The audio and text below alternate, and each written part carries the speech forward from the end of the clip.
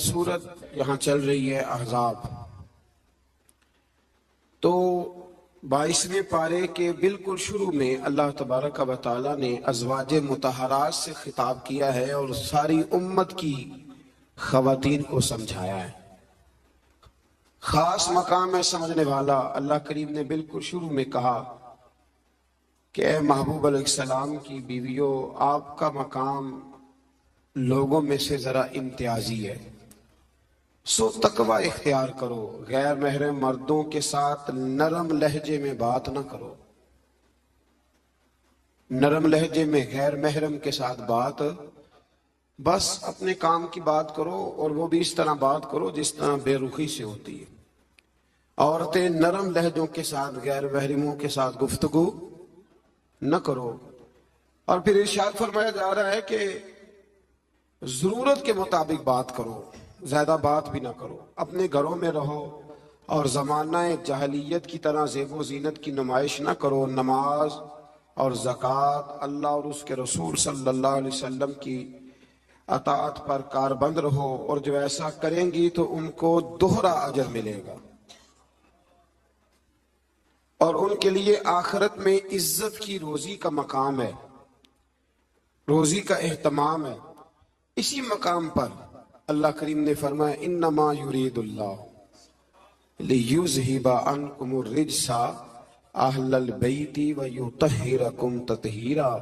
फरमाया अल्लाह तो यही चाहता है ए नबी के घर वालों कि तुमसे हर नापाकी दूर करके तुम्हें साफ सुथरा कर दे।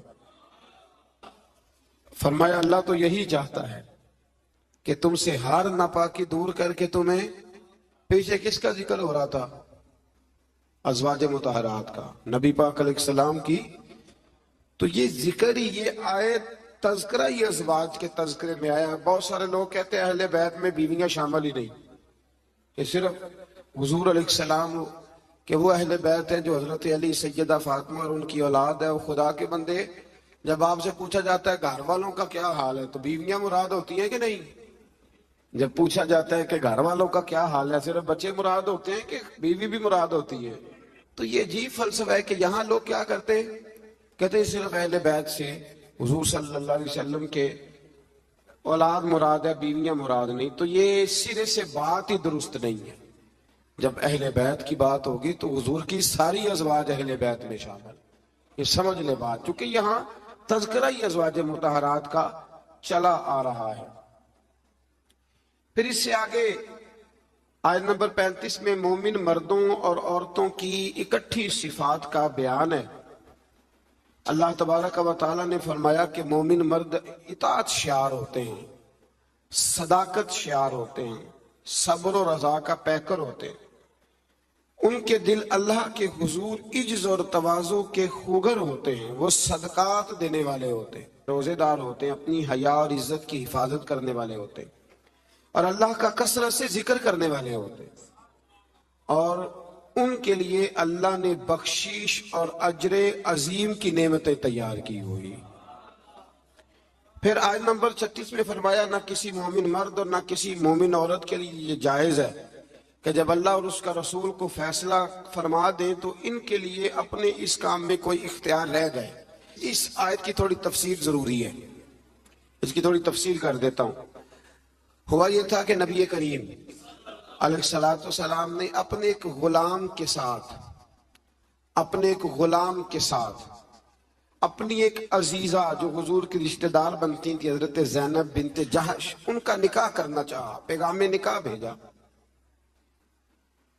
उन्होंने कहा जी हम कुरैशी खानदान से हैं और ये गुलाम है, तो इसको कैसे रिश्ता दे दे?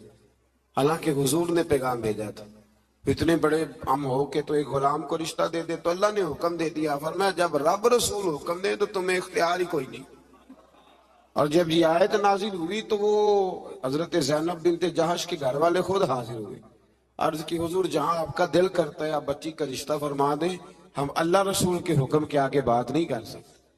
आज भी आप देख लें, बरादरी पहले और दीन माज़अल्लाह बाद में। बरादरी पहले, भाई शादी पे कोई बेहुदा हरकत ना करना तो कहते मेरी बरादरी नहीं मानती। ये बड़ा खतरनाक जुमला है। यानी एक तरफ नबी पाक की शरीयत और दूसरी जानब बरादरी। تو یہ مطلب آپ اندازہ کر لیں کہ یہ بات کہاں تک جاتی ہے. آپ نے اس میں سے اختیار کسے کیا؟ ہماری برادری وہی ہے جس برادری میں حضرت بلال حبشی شامل ہے، حضرت صہیب رومی اور عمار یاسر شامل ہے. وہ ہماری برادری ہے. ایک ہوں مسلم حرم کی پاسبانی کے لیے. اللہ توفیق عطا فرمائے. پھر اس سے آگے آیت نمبر 37 سے یہ مسئلہ بیان ہوا ہے کہ جو منہ بولا بیٹا ہے وہ حقیقی بیٹے کے حکم میں نہیں ہوتا.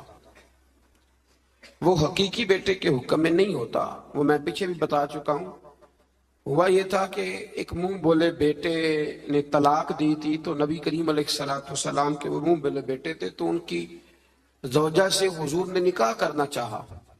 لوگوں نے کہا کہ یہ تو یہ والا معاملہ ہے. تو فرمایا وہ جو منہ بولا بیٹا ہے وہ منہ بولا بیٹا ہی ہوتا ہے.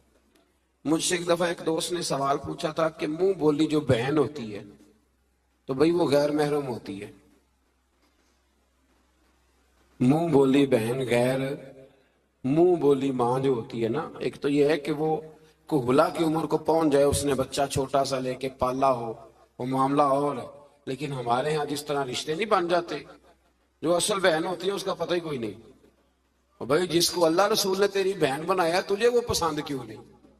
اور جس کو رب کریم نے تیرے لیے رشتہ بنایا ہے تجھے وہ رشتہ قبول کیوں نہیں؟